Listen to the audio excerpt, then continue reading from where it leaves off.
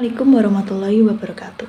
Selamat pagi semuanya. Perkenalkan, nama saya Adinda Aimanuela yang akan bertugas sebagai moderator dalam diskusi materi psikologi kepribadian behavioristik.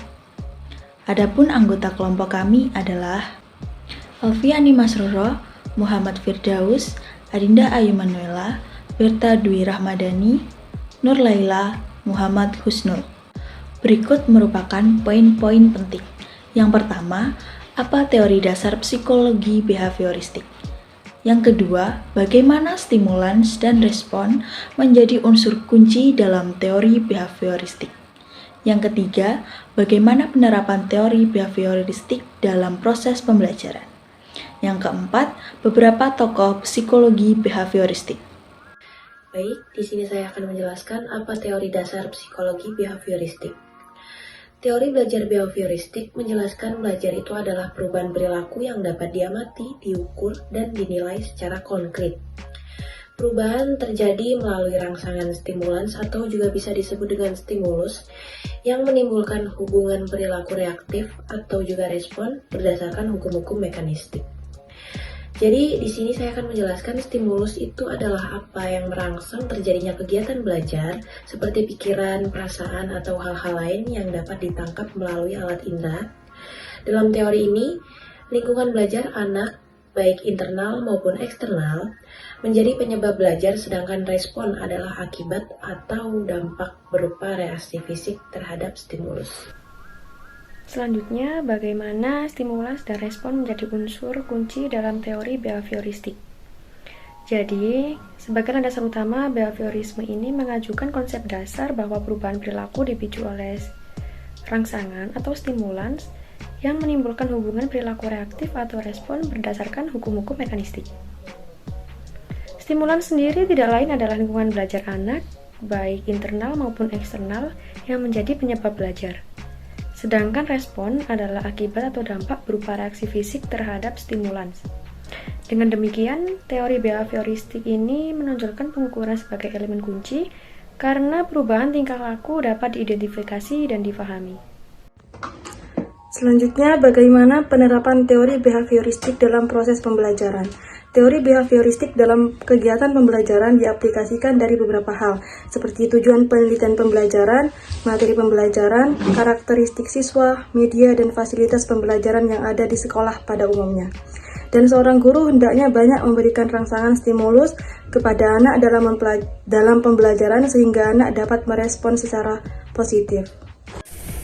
Berikut ini adalah tokoh dari psikologi behaviorisme, yaitu Ivan Pavlov. Menurut Ivan Pavlov, diketahui bahwa dengan menerapkan strategi Pavlov, ternyata individu dapat dikendalikan melalui cara mengganti stimulus alami dengan stimulus yang tepat untuk mendapatkan penguatan respon yang diinginkan. Sementara individu tidak menyadari bahwa ia dikendalikan oleh stimulus dari luar dirinya. Seperti contohnya eksperimen yang dilakukan Pavlov terhadap anjing. Eksperimen terhadap anjing ini mengeluarkan air liur apabila diperlihatkan makanan. Air liur yang dikeluarkan oleh anjing merupakan suatu stimulus yang diasosiasikan dengan makanan. Pavlov juga menggunakan lonceng, dan dahulu sebelum makanan diberikan, dengan sendirinya air liur pun akan keluar dari mulut anjing tersebut. Apabila perbuatan yang demikian dilakukan berulang-ulang, maka pada suatu ketika dengan hanya menyembunyikan lonceng saja, tanpa makanan, maka air liur pun akan keluar pula dari mulut anjing tersebut. Makanan adalah rangsangan wajar, sedangkan lonceng adalah rangsangan buatan. Ternyata kalau perbuatan yang demikian dilakukan berulang-ulang, rangsangan buatan ini akan menimbulkan syarat kondisi untuk timbulnya air liur pada anjing. Peristiwa ini disebut dengan refleks bersyarat atau condition response.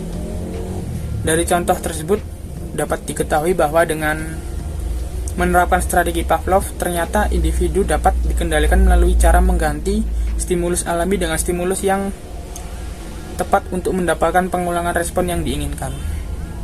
Sementara individu itu sendiri tidak menyadari bahwa ia dikendalikan oleh stimulus yang ada di luar dirinya. Jadi kesimpulannya, dengan beberapa cara perubahan tingkah laku yang dapat digunakan dalam proses pembelajaran, misalnya murid dimarahi karena ujian biologinya buruk, saat murid untuk menjalani ujian kimia, dia juga akan menjadi gugup karena kedua pelajaran tersebut saling berkaitan satu sama lain.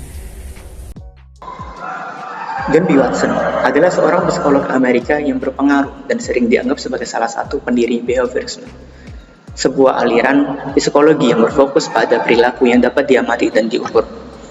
Watson dikenal karena perannya dalam pengembangan behaviorisme yang dijelaskan dalam makalahnya tahun 1913 yang berjudul Psikologi Seperti yang Dilihat oleh Behavioris. Behaviorisme menekankan kajian terhadap perilaku yang dapat diamati dan menolak penekanan pada proses mental internal yang menjadi ciri pendekatan psikologi sebelumnya. Akan tetapi, warisan Watson bersifat campuran.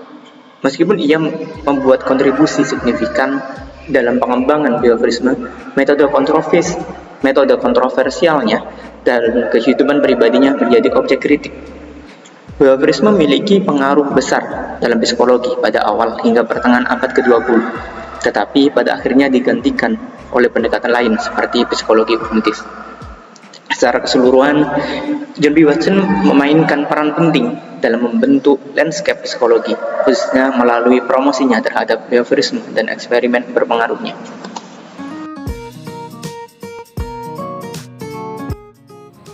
Demikian presentasi dari kelompok 3. Saya sebagai moderator pamit undur diri. Mohon maaf apabila ada kesalahan maupun kekurangan, dan terima kasih untuk perhatiannya. Selamat pagi.